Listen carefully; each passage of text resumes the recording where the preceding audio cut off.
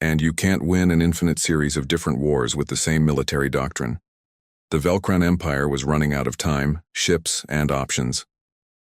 High Counselor Veshitar was 300 years old. He had served the Velcran Empire for 2 centuries. He had witnessed the conquest of 47 species. He had seen every possible form of warfare, or so he thought. Now he stood in the War Council chamber looking at screens that showed nothing but defeats. Red markers indicated lost systems. 15 systems, all in Velcran territory, now controlled by humans, each one taken using tactics that the Velcran had never seen before. "Show me the battle at Zereth Prime again," he ordered. The holographic display activated. The battle had happened 3 weeks ago. 200 Velcran ships defending a major colony. 80 human ships attacking. The numbers favored the Velcran heavily. The humans won in 4 hours. Veshitar watched as the human fleet used tactics that made no logical sense according to Velcran military doctrine. They split into groups of 2 or 3 ships. They used commercial freighters as mobile weapons platforms. They hacked Velcran communication systems and sent false orders that caused friendly fire incidents. They even surrendered 3 ships which the Velcran captured, only to discover they were bombs on timers. "They don't fight like a military," Fleet Admiral Kreshvan said quietly. "They fight like, I don't know what. Chaos organized into purpose." Veshtar paused the replay. He had been studying human tactics for 2 years now. He had watched every battle recording a dozen times, and he had finally begun to understand something that terrified him. "They're not fighting randomly," he said. "There is a pattern, but it's not a tactical pattern. It's a meta pattern." The other council members looked at him in confusion. "Explain," demanded Counselor Rethkor. Veshtar pulled up multiple battle recordings side by side. Ganymede, Titan, Zereth Prime, 20 other engagements. "Watch. At Ganymede, they used scattered formations and new weapons. At Titan, they used drones and gravity wells. At Zereth, they used psychological warfare and deception. Every single battle is completely different." "We know this," Rethkor said impatiently. "They keep changing tactics. That's what makes them so difficult to fight." "No," Veshitar said. "You're not understanding. They don't just change tactics. They never repeat themselves, not once. Not a single formation, weapon combination, or strategic approach has been used twice. In 2 years of warfare, across 50 major battles, they have fought 50 entirely different wars." The room fell silent. The implications slowly settled over the council members like a cold weight. "That's impossible," Kreshvan said. "No species can innovate that fast. The logistics alone, the training, the coordination, the development of new weapons. And yet they do it," Veshitar said, "because that's not an aberration for them. It's normal. It's how they survive." He pulled up another display, this one showing human history. "Look at their species development. In 5,000 years, they went from primitive agriculture to space travel. They survived ice ages by adapting. They survived plagues by changing their societies. They survived world wars by inventing new weapons faster than their enemies could respond. Their entire evolutionary and cultural history is one of constant, rapid adaptation." He turned to face the council. "We made a fundamental error. We assumed humans were like every other species we've encountered. We assumed they would fight using standard military doctrine. We assumed they would do what worked and keep doing it until it failed. But they don't," Kreshvan said, understanding dawning in his eyes. "They change what works. They abandon successful tactics just to avoid being predictable." "Exactly," Veshitar said. "To them, repetition equals death. Predictability is the greatest weakness. So they've built an entire military culture around never doing the same thing twice. And we're fighting them with a doctrine that's been refined over centuries to be as efficient and repeatable as possible." Counselor Rethkor stood up angrily. "Then we adapt faster. We innovate too." Veshtar looked at him with something like pity. "We've been trying. For 2 years. We've modified our shield 17 times. We've developed new weapon systems. We've completely restructured our fleet organization 3 times. And every time, the humans are already ahead of us. By the time we deploy a counter to their tactics, they've moved on to something new." He pulled up a graph showing Velcran adaptation cycles versus human innovation cycles. The difference was stark. Velcran changes came in 6 to 9 month intervals. Human changes came every few weeks. "We can't win a race we're not built to run," Veshitar said quietly. "Our empire is built on stability, tradition, and proven methods. Their entire species is built on chaos, change, and experimentation. We're trying to beat them at their own game, and we're losing. The council chamber was silent except for the quiet hum of computer systems. On screens around the room, tactical data continued to update. Another human victory at the Beta sector. Another Velcran fleet forced to retreat. What are our casualty figures? Vester asked. A logistics officer pulled up the data. Total fleet strength is down 32% from the start of the war. We've lost 100,000 soldiers. 15 systems are under human occupation. Production capacity is down 18% due to lost industrial worlds. And human casualties? Best estimates put their military losses at 15%. They've reclaimed all their territory and gained 15 of ours. Their production capacity is increasing. Veshtar nodded slowly. He had suspected as much. And morale? The logistics officer hesitated. Fleet morale is at critical levels. Captains are requesting transfers. Some are refusing to engage human forces. There have been 3 cases of ships surrendering without fighting. That was the final piece. The Velcran Empire was not just losing ships and territory. They were losing the will to fight. Because every captain knew that the next battle would be different from the last. That all their training and experience meant nothing against an enemy that refused to fight the same way twice. Meanwhile, Lieutenant Taeyang Kim sat in a human intelligence facility, reviewing data that made him smile. Velcran communications were becoming easier to intercept, not because human technology had improved, but because Velcran security was degrading. Mistakes were being made. Protocols were being violated. It was the behavior of a military under extreme stress. They're breaking, he told Dr. Sorahan during their daily meeting. Sora pulled up her own analysis. Commander Hayen's cyber warfare teams have penetrated deep into Velcran networks. We have access to fleet movements, production schedules, even War Council communications. Should we tell Admiral Wu Jin? Taeyang asked. He already knows, a voice said from the doorway. Admiral Wu Jin Lee walked into the lab, followed by Captain Minho Song, who commanded the human stealth fleet. We've been monitoring Velcran internal communications for 3 months, Wu Jin said. They're discussing peace terms. The War Council is divided. Some want to keep fighting. Others see the writing on the wall. How long until they break? Sora asked. Captain Song's stealth ships are already positioned throughout Velcran space, Wu Jin said. We could strike their homeworld tomorrow if we wanted. They know it, we know it. The question is whether they'll admit defeat before we force the issue. Minho Song pulled up a holographic map. Red markers showed stealth ship positions. They surrounded every major Velcran system, including their capital. We're ghosts in their territory, Minho said. They can't find us. Can't fight us. Can't predict where we'll strike next. It's psychological warfare at its finest. Wu Jin looked at the map with satisfaction. 2 years ago, we were the ones on the defensive. We were the ones watching our colonies burn. Now they're afraid to leave their own territory because they don't know what we'll do next. Because we don't even know what we'll do next, Sora said with a slight smile. We'll figure it out when the moment comes. That's exactly right, Wu Jin said. And that's why we're winning. They need to plan everything months in advance. We can adapt in real time. A communication alert sounded, the secure channel from Earth Command. Wu Jin activated it. Admiral, we've received a communication from the Velcran Empire. They're requesting a ceasefire and peace negotiations. Wu Jin looked at his team. Sora, who had analyzed every weakness. Taeyang, who had turned data into victory.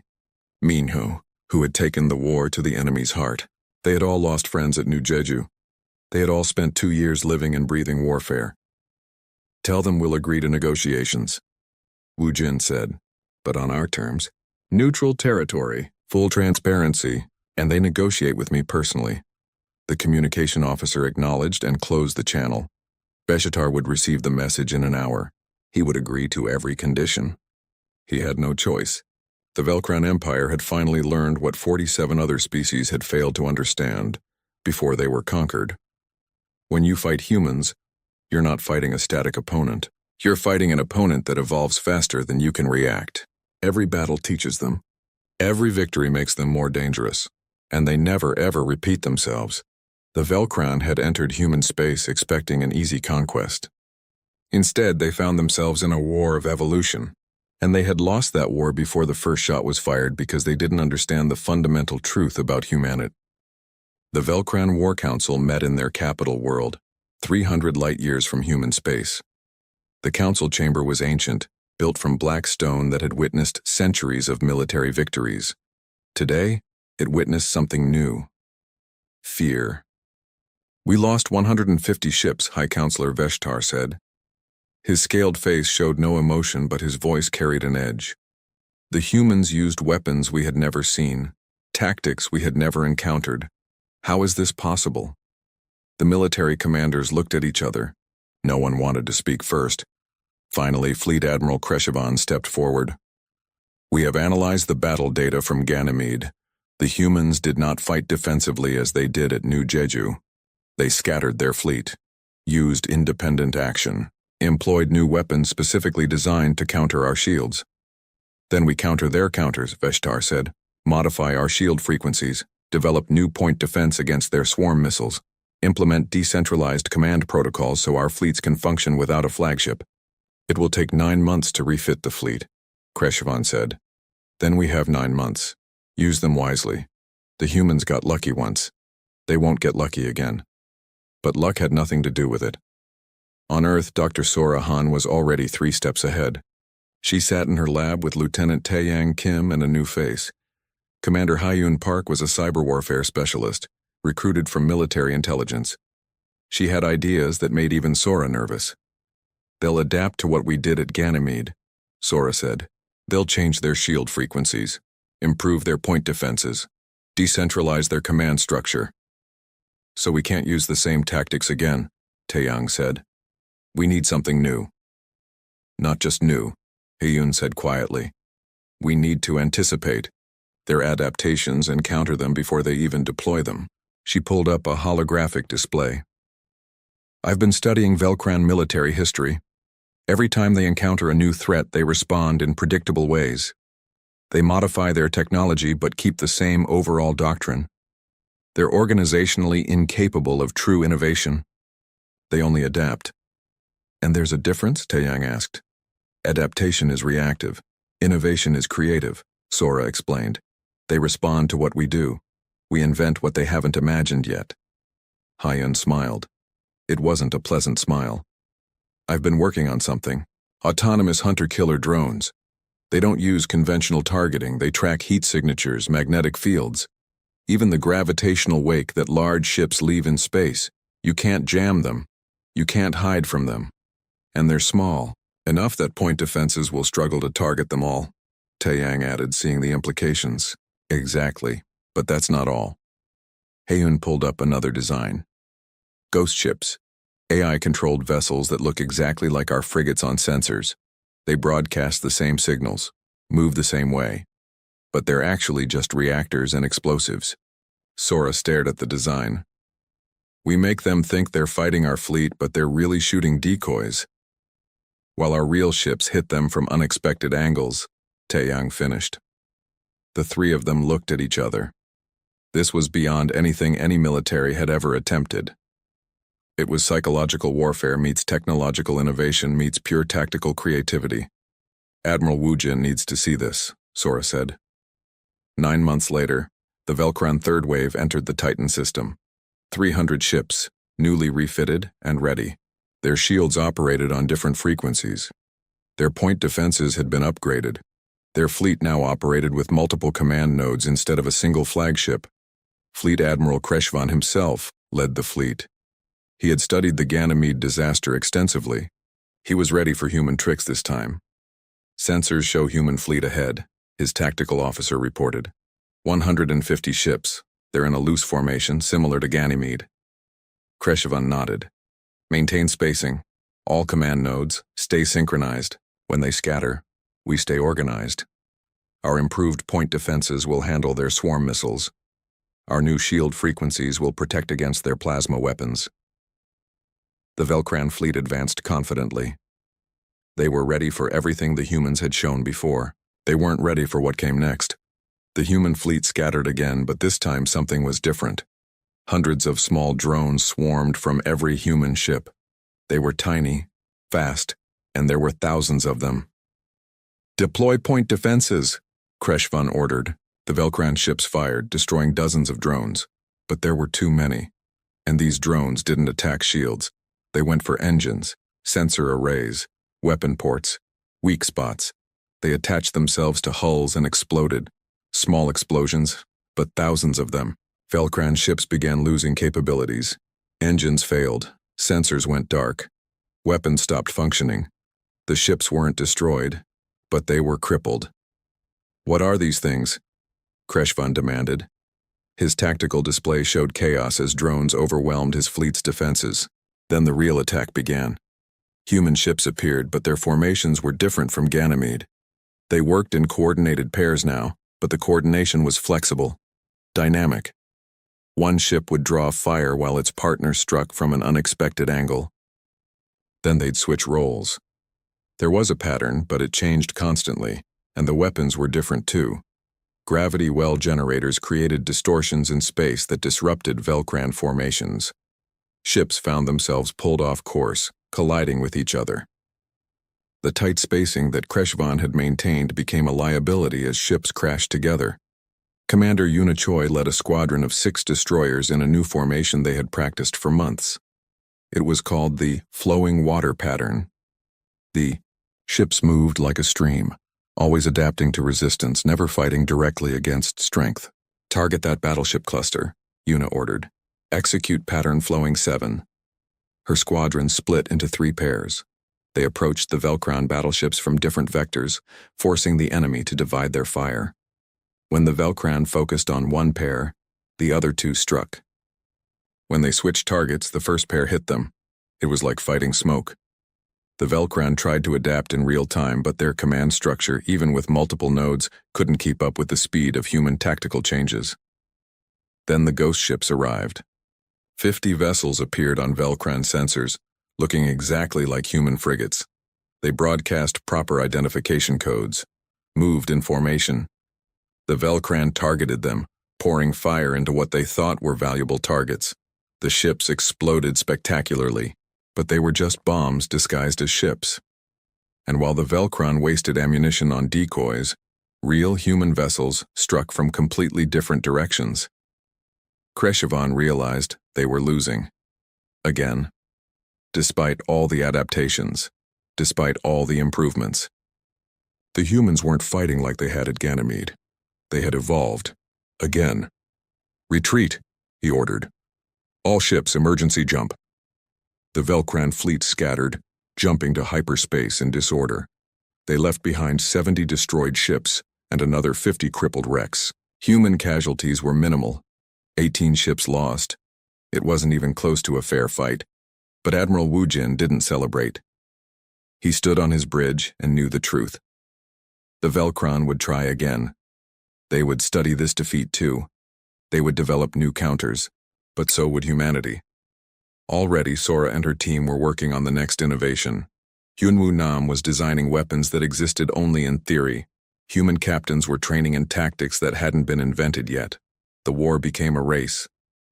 Every 6 months, the Velcran attacked with new adaptations.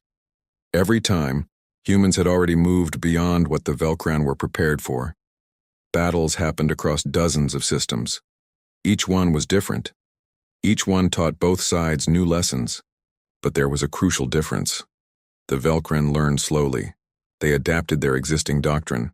They improved what they had. It was incremental, safe, predictable. Humans learned fast. They threw away everything after each battle and started fresh. They innovated recklessly. They took risks. They invented entirely new ways to fight. 2 years into the war, humanity was winning. Not through superior numbers or technology, but through superior evolution. The Velcran Empire, for the first time in its history, was being pushed back. Captain Una Choi, now promoted to Commodore, led a strike force into Velcran territory. They captured an entire system without firing a shot, using electronic warfare to convince the Velcran garrison that a massive fleet was approaching when it was really just 30 ships and a lot of creative signal manipulation. Dr. Sora Han published tactical manuals that were obsolete within months because humans kept inventing better tactics. She didn't mind. That was the point. Commander Haeon Park developed AI systems so sophisticated that Velcran computers couldn't defend against them. Human cyber attacks became as devastating as physical weapons. And through it all, the Velcran kept trying to adapt using their old methods. They couldn't understand that the problem wasn't their tactics. The problem was their entire approach to war. They fought to win battles using proven methods. Humans fought to evolve faster than the enemy could adapt. It was a race the Velcran could never win, because by the time they adapted to what humans did yesterday, humans were already doing something completely different today. The Velcran War Council was about to learn a hard truth. When you fight a species that refuses to repeat itself, every day is a new war. Commander Threscal stood on the bridge of his flagship and felt satisfied. 400 Velcran warships surrounded him in perfect formation, the largest fleet ever assembled. The humans couldn't possibly stand against such power. Long-range sensors show human fleet ahead, his tactical officer reported. 200 ships. Standard defensive formation around Ganymede Station. Threscal examined the tactical display. The human ships looked the same as before. Same classes, same designs. They were arrayed in a defensive sphere around the station just like at New Jeju. Predictable, weak. They learned nothing, he said to his officers. They'll fight the same way and die the same way. Maintain formation. Prepare standard encirclement pattern Theta 9. The Velcran fleet advanced. Their formation was flawless.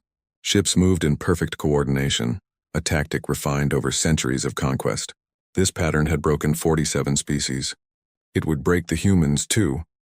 On the human side, Admiral Wu Jin Lee watched the Velcran approach. His fleet was spread across the system, appearing to defend the station. It looked exactly like the defense at New Jeju. That was the point. They're taking the bait, Wu Jin said quietly. All ships stand by for planned scatter. Execute on my mark. The Velcran fleet reached weapons range. Threscal gave the order to fire. Purple beams lanced across space, targeting the human defensive sphere. But the sphere exploded. Not from Velcran fire, but by design. 200 human ships suddenly scattered in 200 different directions. There was no formation, no defensive line. Just chaos. What are they doing? Threscal demanded. His tactical display was suddenly filled with human ships moving in unpredictable patterns. Some dove beneath the Velcran formation. Others climbed above it. Dozens more shot straight toward the Velcran fleet at maximum acceleration.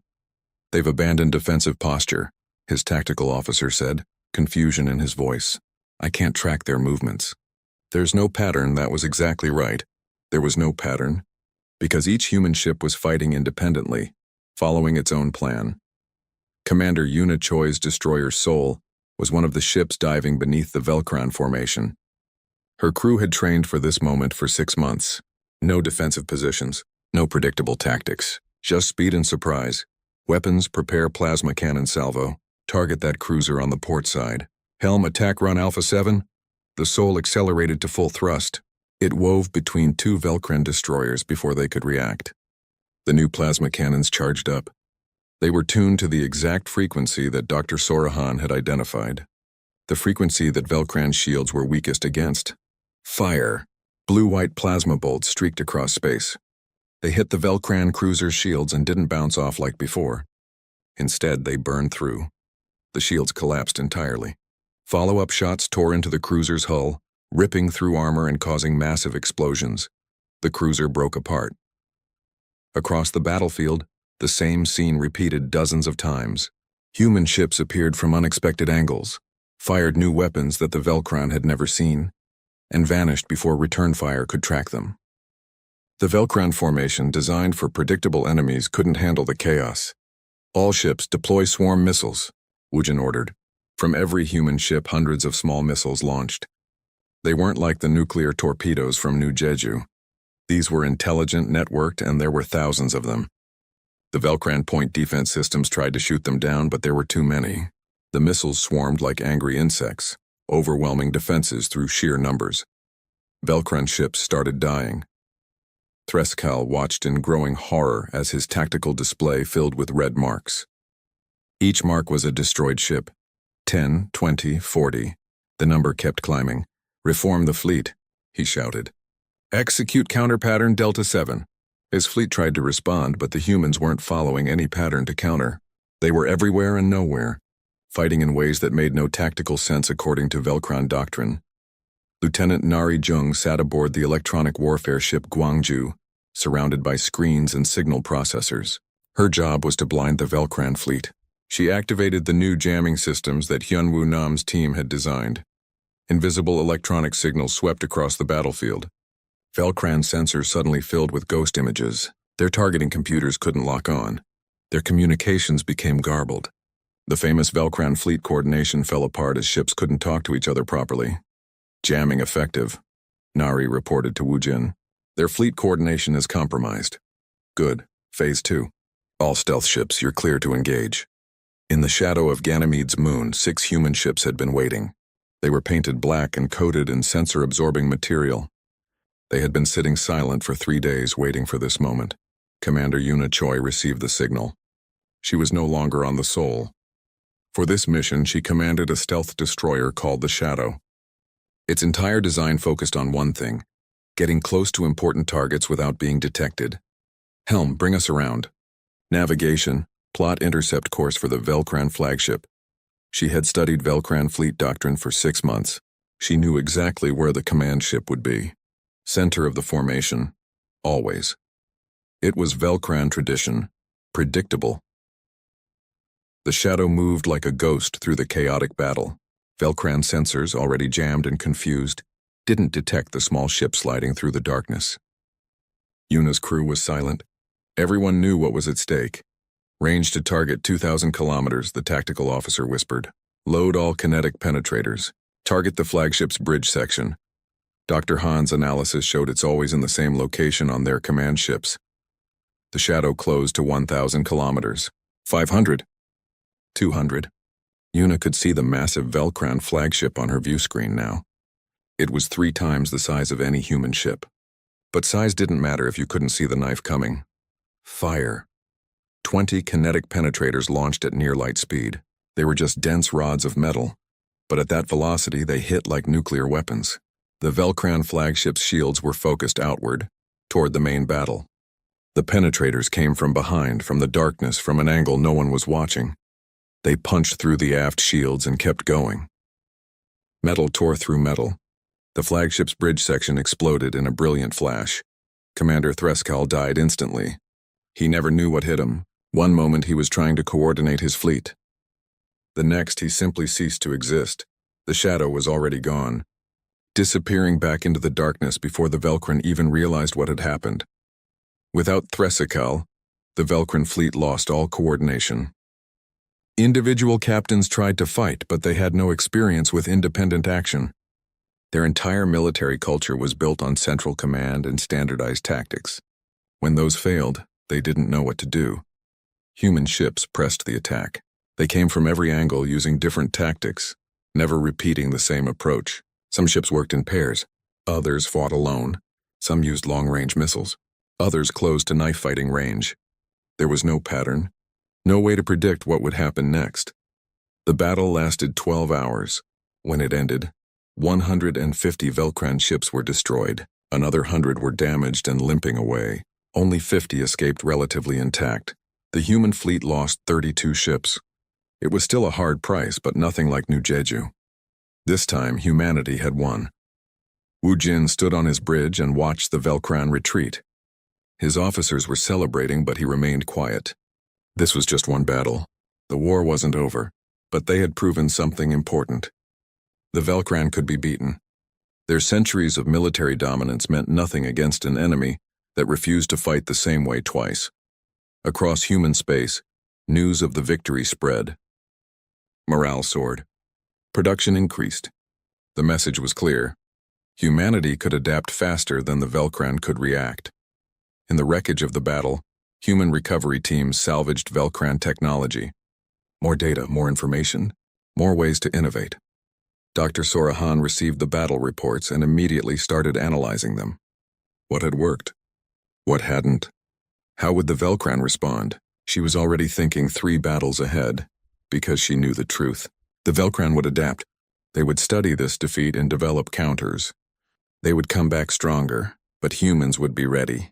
They would have changed again, evolved again. The race had begun and humanity intended to win. The warning came at 0400 hours. 300 alien warships dropped out of hyperspace at the edge of the new Jeju system. The colony's sensors screamed alerts across every military channel. Within minutes, Admiral Jiho Park was on the bridge of his flagship, the Incheon, staring at a display that showed his worst nightmare. Jiho had served in the Earth Defense Force for 23 years. He had fought pirates, stopped smugglers, and kept the peace across a dozen colonies. But he had never seen anything like this. The alien fleet was massive. Their ships were twice the size of human vessels, covered in dark armor that absorbed sensor scans. They moved in perfect formation like a school of predatory fish. "Get me tactical," Jiho ordered. His voice was steady, but his hands gripped the armrest of his command chair. A young officer turned from her console. "Sir, we're counting 300 contacts. Ship classes unknown. They're not responding to any communication attempts." Jiho looked at the tactical display. His fleet numbered 96 ships. They were spread across the system, protecting mining stations and civilian transports. Against 300 unknown hostiles, the math was simple and brutal. Sound general quarters. Recall all ships to defensive position Alpha 7. Get those civilian transports moving toward the jump point, now. The bridge erupted into controlled chaos. Officers shouted orders. Screens flickered with incoming data. Somewhere in the colony below, 300,000 people were waking up to their last normal day. The alien fleet advanced. They didn't send messages or demands. They just came forward like a slow tide. When they reached weapons range, they opened fire without warning. The first salvo hit the mining station Dihan 3. The station's shields flared bright blue and then collapsed. Bright lances of energy tore through metal and flesh. 1,200 workers died in the first 30 seconds of the war. "All ships engage," Jiho commanded. His fleet surged forward. The battle was chaos. Human ships fired nuclear torpedoes and railgun slugs. Some hit, tearing chunks from alien hulls. But the aliens had shields that regenerated faster than humans could damage them. Their weapons were more powerful too. Beams of purple energy cut through human armor like scissors through paper. Captain Yuna Choi commanded the frigate Busan, part of Jiho's screen force. She watched 2 destroyers explode on her view screen, their hulls torn apart by concentrated alien fire. Her tactical officer was shouting damage reports, but Yuna forced herself to focus. "Helm, evasive pattern Delta. Weapons, target that cruiser's port side. Full spread." Her ship twisted and dove. Missiles streaked toward the alien cruiser. Most were destroyed by point defense, but 3 got through. They detonated against the shields in bright flowers of nuclear fire. The shields flickered but held. "Their shields are too strong," her weapons officer said. "We can't penetrate them." Yuna watched the tactical display. The human fleet was losing. Ships were dying faster than they could retreat. But she noticed something. When the alien shields took hits, they dimmed for exactly 3 seconds before recharging. It was a pattern. "A weakness, record everything," she ordered. "I want full sensor data on those shields. Frequency, regeneration rate, power signatures, everything." The battle lasted 6 hours.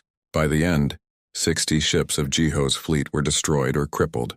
The aliens lost only 14 vessels. It wasn't a battle. It was a massacre. Jiho gave the order he had dreaded. "All ships retreat. Execute evacuation protocol." Yuna's frigate was one of the last to leave. She loaded her ship with refugees from the planet below. Families clutched children. Old people wept. Everyone knew they would never see their homes again. As the Busan accelerated toward the jump point, Yuna watched New Jeju shrink on her view screen. Alien ships were entering orbit. She could see the flashes of orbital bombardment beginning. The colony's shields wouldn't last a day. "Ma'am, we're receiving a transmission from the alien fleet," her communications officer said. "Put it on screen." The image that appeared made Yuna's blood run cold. It was an alien, roughly humanoid but covered in gray scales. Its eyes were black and emotionless. It spoke in a harsh, clicking language that the computer translated. "I am Commander Thresikal of the Velkran Empire. Your species is weak. Your resistance is meaningless. We have conquered 47 civilizations. You will be the 48th. Surrender now and serve or die." The transmission ended. Yuna's hands shook with rage, but she forced herself to think clearly. She turned to her tactical officer. "Did you get those shield readings?" "Yes, ma'am. Complete data on shield frequencies, weapon signatures, and fleet formations." "Good. Transmit everything to Earth Command. Maximum encryption. Make sure they get every byte of data we collected." The officer's fingers flew across his console. Transmission sent. Earth Command confirms receipt. Yuna nodded slowly. She looked back at the view screen one last time. New Jeju was burning. 40,000 people were already dead. But humanity had learned something today. They had learned how the Velcrin fought, how their ships moved, how their shields worked. The Busan jumped to hyperspace carrying its cargo of refugees and precious tactical data. Behind them, the Velcran fleet established orbital control. They landed occupation forces. They enslaved the survivors. They celebrated their easy victory. On the bridge of his command ship, Threskull reviewed the battle reports. The humans had fought with primitive weapons and predictable tactics.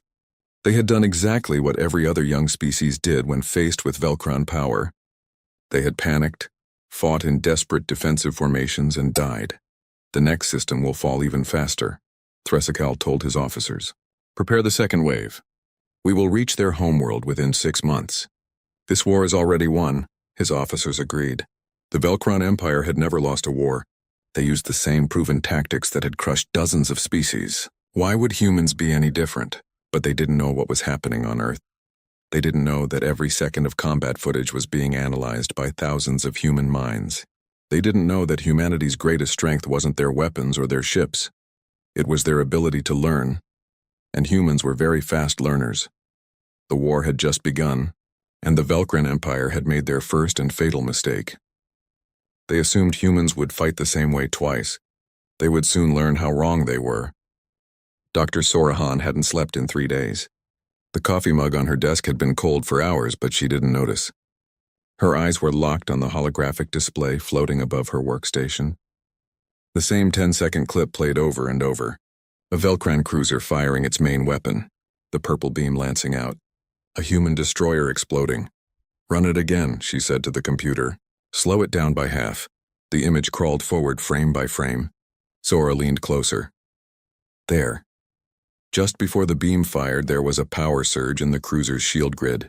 The shields dimmed for exactly 2.8 seconds. It happened every single time. She saved the finding to her growing database. After 3 days of analysis, she had identified 17 distinct patterns in Velcran combat behavior. 17 weaknesses that could be exploited. Maybe. The door to her lab opened. Lieutenant Taeyang Kim walked in, carrying 2 fresh cups of coffee. He looked as tired as she felt. He had been on the Incheon during the battle at New Jeju. He had watched his friends die. You found something, he said. It wasn't a question. He could read her expressions after weeks of working together. Their shields have a regeneration cycle, Sora explained. Watch this. She pulled up a compilation of clips. Every time a Velcran ship's shields were hit, they flickered and then recharged. The pattern was identical across their entire fleet.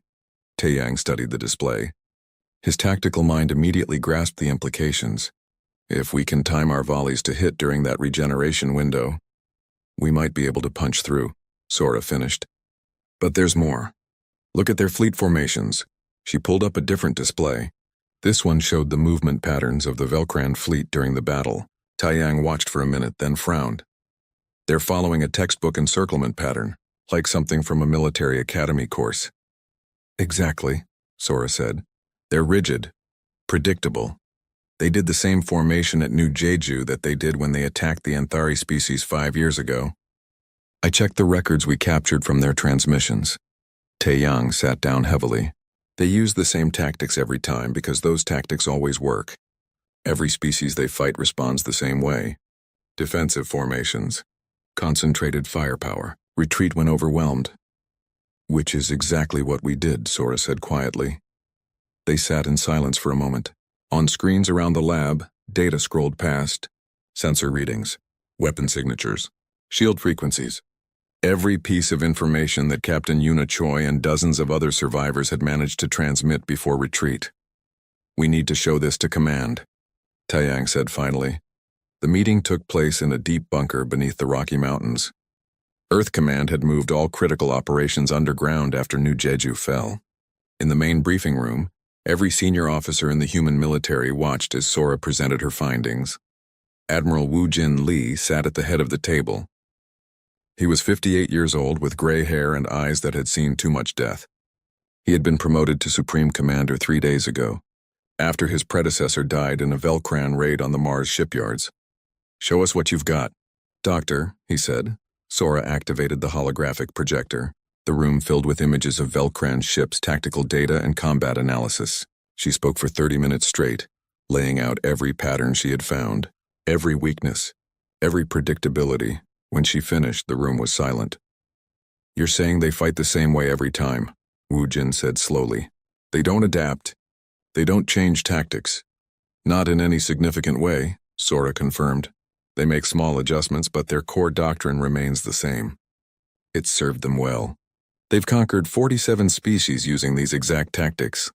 Because every species they fought did the same thing we did," Taiyang added. "Defend and retreat. Standard military doctrine." Wu Jin leaned back in his chair. His fingers drummed on the table. "Then we don't use standard doctrine. We do something they've never seen before." He looked around the table. "We have 6 months before they reach the core systems. Maybe less. In that time, we need to rebuild our fleet. But not with the same ships. Not with the same tactics. We need to become something new." The room erupted in discussion. Some officers argued it was too risky. Others said there wasn't enough time.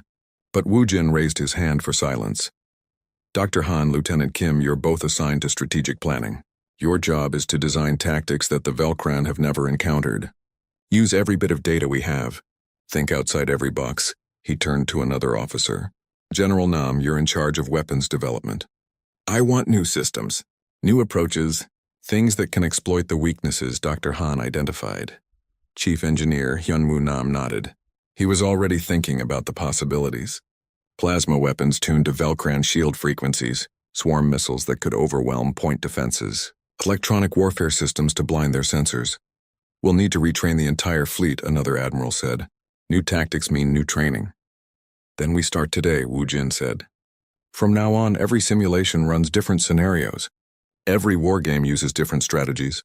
I don't want any captain fighting the same battle twice, not even in practice." He stood up and everyone in the room stood with him. "The Velcran think they know us. They think we're just another species that will fight and die the same way as the 47 before us. They think they've already won this war." His voice hardened. "Let's prove them wrong." The meeting ended. Officers scattered to their new assignments. Sora and Taiyang returned to their lab, but now they had a team of 50 analysts working with them. Hyunwoo Nam took over 3 entire factories and started producing new weapon prototypes. Across human space, the military machine shifted into high gear. Shipyards worked around the clock. Crews trained in radical new tactics. Scientists developed weapons that had been considered too experimental just weeks ago. And every day reports came in of new Velcran attacks. 2 more colonies fell. Outposts were destroyed. Thousands more humans died.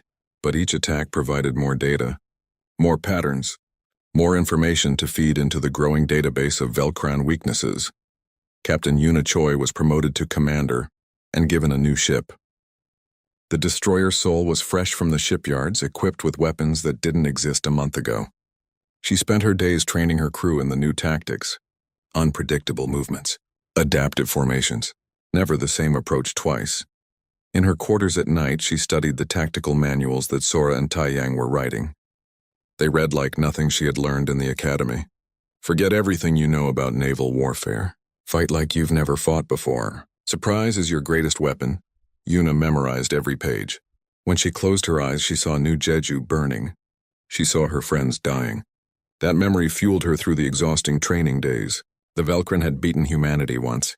It wouldn't happen again. 6 months passed quickly. The Velcran's second wave was detected entering the Ganymede system. 400 ships this time, the largest fleet the Velcran Empire had ever assembled. Commander Threskull himself was leading them. He expected another easy victory, another predictable defense, another massacre. He was about to learn a hard lesson. Humans don't repeat themselves.